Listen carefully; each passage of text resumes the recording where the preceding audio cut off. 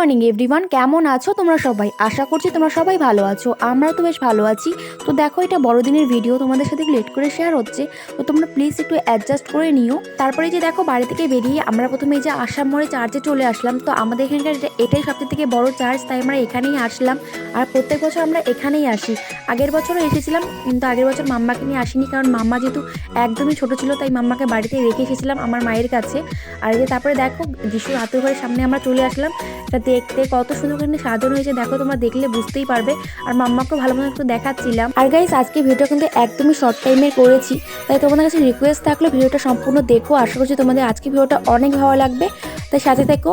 আর জানোই তো, ভালো লেগে থাকলে কি করতে হবে, একটা লাইক, কমেন্ট, শেয়ার আর একটা সাবস্ক্রাইব করে দিতে ভুলে যেও না। তো দেখো, এই যে মাম্মাকে তারপরে যে দেখিয়ে দিচ্ছি একটু ভালো মন্দ সমস্ত কিছু ঘুরিয়ে। আর মাম্মার বাবা এখান থেকে নিয়ে চলে আসলো আমাদেরকে, কারণ মাম্মার হাতটা কেটে যেতে পারতো ওখানে, তাই মাম্মা ওখানেই বারবার যাওয়ার চেষ্টা করছিল এর জন্য।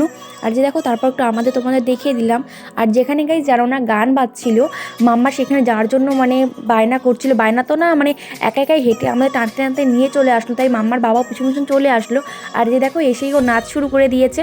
তো এই যে দেখো, তোমাদের একটু চারপাশটা ঘুরিয়ে দেখিয়ে দিচ্ছি। এখানে অনেক সুন্দর একটা গান হচ্ছিল, কিন্তু গানটা দিতে পারলাম না, কারণ কপিরাইট চলে আসবে এর জন্য।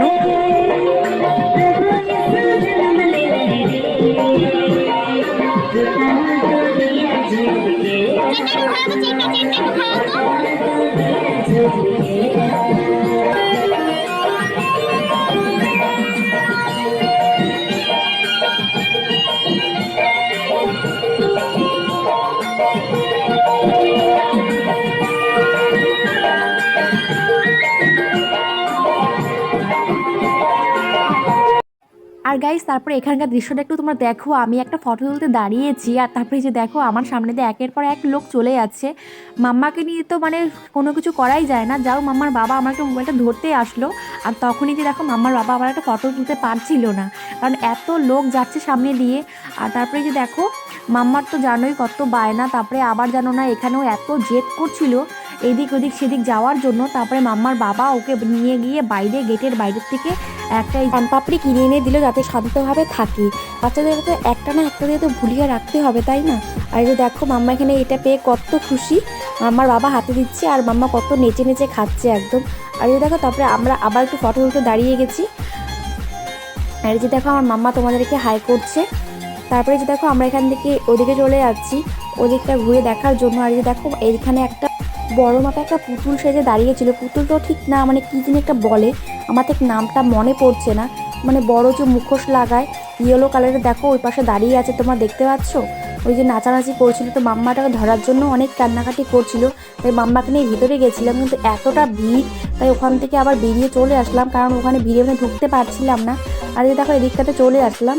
তো বেশ পুরো চার্চটায় কিন্তু খুব সুন্দর লাইটিং দিয়ে সাজিয়েছিল, বেশ ভালো লাগছিল। আর যে দেখো, কত ভিড়ের মাঝখান দিয়ে আমরা এখন চলে যাচ্ছি ওদিকটাতে। তো যেদিকে ক্যান্ডেল ধরায় সেখানে আমরা চলে আসলাম। তো যে দেখো, আমরা তো ক্যান্ডেল নিয়ে আসতে ভুলে গেছি, তাই ধরাতে পারলাম না, কিন্তু প্রত্যেক বছরই আমি ধরিয়ে থাকি, এই বছর ধরাতে পারলাম না, ভুলে গেছিলাম মাম্মার উৎপাতে। তো যে দেখো, এখন আমরা এখান থেকে বেরিয়ে পড়বো। আর এই যে তারপর দেখো, বেরিয়ে মাম্মা এখানে বেলুনের দোকান থেকে বেলুন কিনে নিল। আর এই যে দেখো, এখানে কত সুন্দর একতারা পাওয়া যাচ্ছিলো, তাই ভাবলাম তোমাদের সাথে একটু শেয়ার করি, অনেকদিন পর দেখলাম তাই। আর এই যে তারপরে দেখো, আমি একটা কানের দোকানে চলে এসেছি। প্রত্যেকটা মেয়ের কাছে তো কানের মনে হয় একটা স্বর্গ, সেরকম কিন্তু আমার কাছেও কানের একটা খুবই একটা ভালোবাসার জিনিস। যে কোনো একটা মেলাতে গেলেই হলো, চোখের সামনে কানের পড়লেই হলো, আমাকে একটা কানের নিতেই লাগবে, কম ছোট হোক বড় হোক, আমি নিয়েই ছাড়বো, এরকম আমার ভালো লাগে খুব, জানো তো। আর যে তারপর দেখো, প্রত্যেকটা কানের কিন্তু খুবই সুন্দর ছিল। আর তুমি যেটাই নিবে 40 টাকা, মানে খুবই কম দামে পাওয়া যাচ্ছিলো, তাই ভাবলাম আমিও একটা নিয়ে নেই। আর যে দেখো, আমি একটা নিয়েছি, একটা ঝুমকো টাইপস একটা কানে নিয়ে নিলাম। আর এখানে কিন্তু একটা মেলার মতনও বসেছিল, রাস্তাতে যাওয়ার সময় তুমি একটা মেলার মতন পেয়ে যাবে।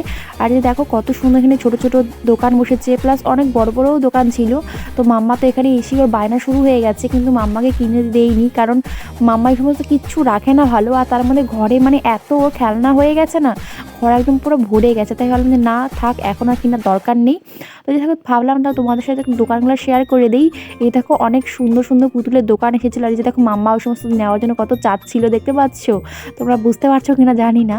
তো মাম্মা কিন্তু হাত বাড়িয়ে কিন্তু চাচ্ছিল আমার কাছে। তারপরে দেখো এখানে অনেক সুন্দর সুন্দর কিন্তু পাঁপড় ভাজা, মানে অনেক খাবারের দোকানও বসেছিল।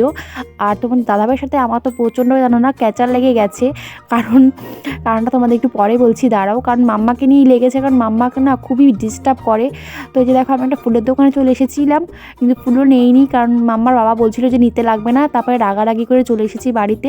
তো মানে আমাদের একটা খাদ্য মেলাতে যাওয়ার কথা ছিল, সেখানেও আর যাইনি, কারণ মাম্মা এতটা ডিস্টার্ব করছিল, ওর জন্যই বিশেষ করে ক্যাচালটা আমাদের ঝগড়া লেগে গেছিলো।